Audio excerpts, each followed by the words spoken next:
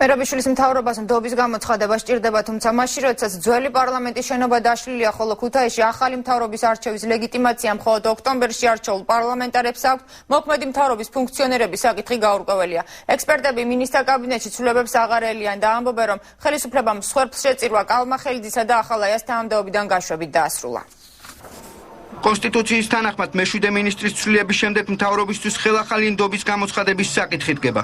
მთავრობის საპარლამენტო მდივანი ამბობს, რომ მინისტრთა კაბინეტის შემადგენლობა მხოლოდ 6 მინისტრით განახლდათ, ხოლო შინაგან საქმეთა მინისტრის პოსტი ვაკანტურია და ნდობის გამოცხადების საჭიროება არ დგას.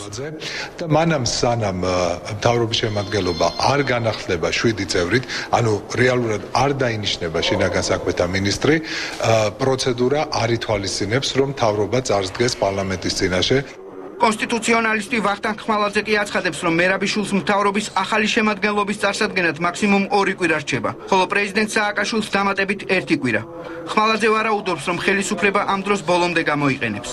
იმ ზღვარზე ვართ, როდესაც დგება საკითხი, საერთოდ რამდენად მიზა შეწონილია. ხოდეს ნდობის გამოცხადების საკითხის დასმა. პარლამენტი როგორც კი შეიკრიბება უკვე მომენტიდან ეს მთავრობა გადამდგარად ჩაითვლება. ანუ ისევ თავიდან უნდა დაიწყოს მთელი პროცედურა. პარლამენტარი დიმიტრი ლორთქიპანიძე ამბობს, რომ იმ შემთხვევაში თუ კი პარლამენტი მთავრობას ქუთაისის ახალ შენობაში უყრის, კანონი დაირღვევა. ვინაიდან ამის უფლება რეგლამენტის მიხედვით მხოლოდ ახალ პარლამენტს აქვს. ძველი პარლამენტის ხდომათა დარბაზი კი ფაქტობრივად აღარ არსებობს.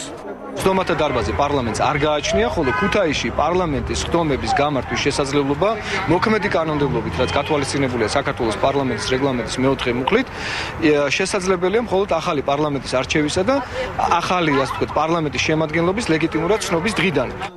პოლიტოლოგები კი მთავრობაში ცვლილებებს აღარ ელიან და ფიქრობენ, რომ ხელისუფლებამ მსხვერპლს შეწირვა ახალაიას და კალმახელიძის თანამდებობიდან გაშვებით დაასრულა. პოლიტოლოგ ხათუნა ლაგაზიძის თქმით, ხელისუფლება კონტრშეტევისთვის ემზადება.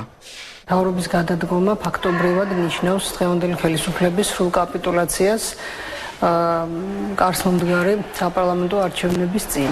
როგორც ჩანს, დარჩენილ 9 დღეში უნდა ველოდოთ კომპრომატების ომს. რამდენ ხანში წარადგენენ შინაგან საქმეთა ახალ მინისტრს? კიდევ უნდა ველოდოთ თუ არა ცვლილებებს, სად გამოუცხადებენ ნდობას მთავრობის განახლებულ შემადგენლობას. ამ კითხვებზე ხელისუფლებას საუბარი არ სურს.